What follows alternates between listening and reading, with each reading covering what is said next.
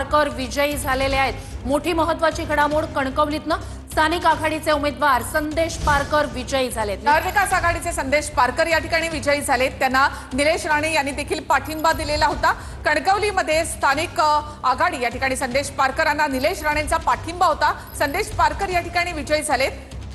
या ठिकाणी भाजप विरुद्ध इतर पक्ष असं चित्र होतं आणि संदेश पारकर यांना निलेश राणेंचा पाठिंबा होता। त्या ठिकाणी निलेश राणे यांचं 2 ठिकाणी सरशी झाल्याचं आपण पाहतोय। नाशिकमध्ये 11 पैकी 6 जागांचे निकाल आतापर्यंत हाती आलेले आहेत। इथे भाजप 1, राष्ट्रवादी 2 आणि शिंदेची शिवसेना 3 ठिकाणी विजयी झाली आहे। नाशिकमध्ये आतापर्यंत मवियाला खातं सुद्धा उघडता आलं नाहीये। नाशिकमध्ये मवियाला आतापर्यंत खातंही उघडता आलं नाही। नाशिकमधल्या काही भागामध्ये ठाकरेंच्या शिवसेनेचं देखील वर्चस्व होतं, मात्र इथे भाजप 1, राष्ट्रवादी 2 आणि शिंदेची शिवसेना यांनी आघाडी घेतलेली आहे। राजगुरुनगरमध्ये अजित पवारांना धक्का, शिंदेच्या शिवसेनेचे मंगेश गुंडाळ या ठिकाणी विजयी झालेत। राजगुरुनगरमध्ये अजित पवारांसाठी हा धक्का आहे, तर सांगलीच्या तासगावात स्वाभिमानी आघाडीच्या विजया सावंत विजयी झाल्यात। बुलढाणा देऊळगाव राजामधून दादा गटाच्या माधुरी शिंपणे विजयी झाल्या आहेत, तर राजगुरुनगरमध्ये शिंदेच्या सेनेचे मंगेश गुंडाळ विजयी झालेत। तर मंत्री गुलाबराव पाटील यांना बालेकिल्ल्यातच मोठा धक्का बसलेला आहे। धरणगाव नगर परिषदेत शहर विकास आघाडीच्या लीलाबाई चौधरी यांचा विजय झालाय, तर बुलढाणा खामगावमध्ये अपर्णा फुंडकर नगराध्यक्षपदी विजयी झालेले आहेत। तर मंत्री गुलाबराव पाटील यांच्यासाठी हा एक मोठा धक्का। महायुती 213 वर तर महाविकास आघाडी 52 जागांवर, तर 288 पैकी भाजप 213, महाविकास आघाडी 52 आणि स्थानिक आघाडी 22 जागांवर।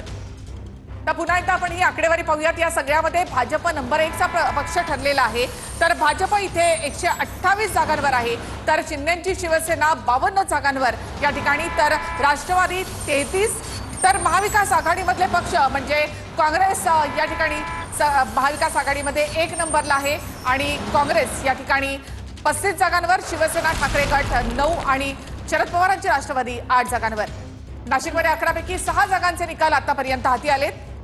महायुतीसाठी कणकवली शहरवासियांच्या सन्मानाची आम्ही लढाई लढलेलो आहोत आणि ती शहरवासियांनी जिंकून दाखवली आहे आणि म्हणून माझ्या कणकवली शहरातल्या सगळ्या नागरिकांचा, मतदारांचा मी मनापासून त्या ठिकाणी आभार आहे। माझ्या नेते मंडळीचा मनापासून आभार आहे आणि म्हणून तुम्ही सगळं पत्रकार, प्रशासकीय अधिकारी यांचा सुद्धा मी मनापासून आभारी आहे की हा विजय होणं गरजेचं होतं। विरोध होता तुम्हाला, म्हणजे उद्धव ठाकरेंनी विरोध केला, त्यानंतर देखील शहर विकास आघाडी झाली। नाही, उद्धव साहेबांनी विरोध केलेला नव्हता। त्यांनी फक्त सांगितलं होतं की एक भूमिका कुठेतरी पक्ष म्हणून राहिला पाहिजे, पण आम्ही सगळे शहर विकास आघाडी, कारण जी एक भ्रष्ट टोळी होती त्या भ्रष्ट टोळी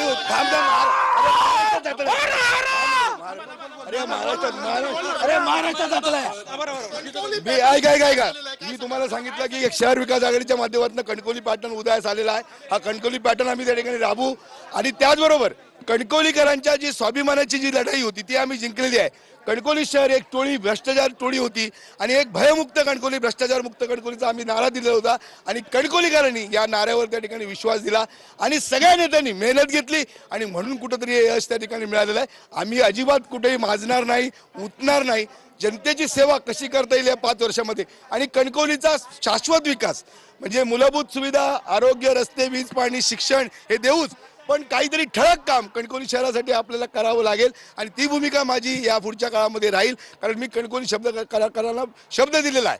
आणि म्हणून अजून एक सांगतो, खरं तर मी आज माझ्या डोळ्यात जे अश्रू आहेत, भाजपचे आज जे कार्याध्यक्ष आहेत, ज्यावेळी मी मागच्या वेळी भाजपचा उमेदवार होतो 2018 मध्ये, त्यावेळी माझा पराभव झाला 36 मतांनी।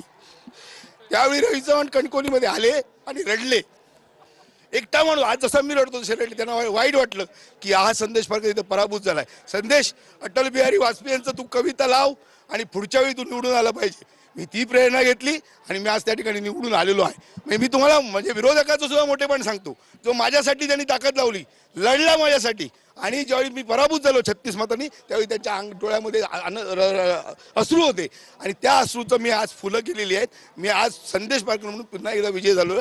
शहर विकास आघाडी म्हणून निलेश राणेंना सुद्धा किंवा त्यांच्या सगळ्या सहकार्यांना, वैभव नाईक असतील, सगळ्या सहकार्यांना मनापासून धन्यवाद देतो की त्यांनी मेहनत घेतली आणि एक जो म्हणजे भय होता या शहरामधला, तो भय काढून टाकण्याचं काम निलेश राणेंनी केलं आणि या शहराचं मी पालकत्व घेणार आहे। या शहराला जो विकासाचा निधी आहे हा कुठेही त्या ठिकाणी मी कमी पडू देणार नाही, अशा पक्षाचा त्यांनी अशा प्रकारे ताकदीने शब्द दिला आणि या सगळ्यावर कुठंतरी कणकवलीतल्या जनतेनं म्हणजे शहर विकास आघाडीमध्ये जे जे पक्ष आहेत, शिंदे सेना असेल, शिवसेना असेल, वंचित बहुजन आघाडी असेल, मनसे असेल, RPI असेल, या सगळ्यांनी जो खालीचा वाटा या सगळ्या रामाच्या सेतूमध्ये उचलला आणि म्हणून मला हे यश त्या ठिकाणी मिळालं आहे आणि म्हणून मी कणकवलीवासियांचा मनापासून ऋणी आहे.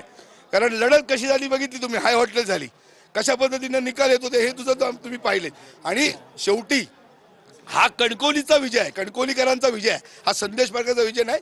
संदेश पारकर फक्त नाममात्र आहे.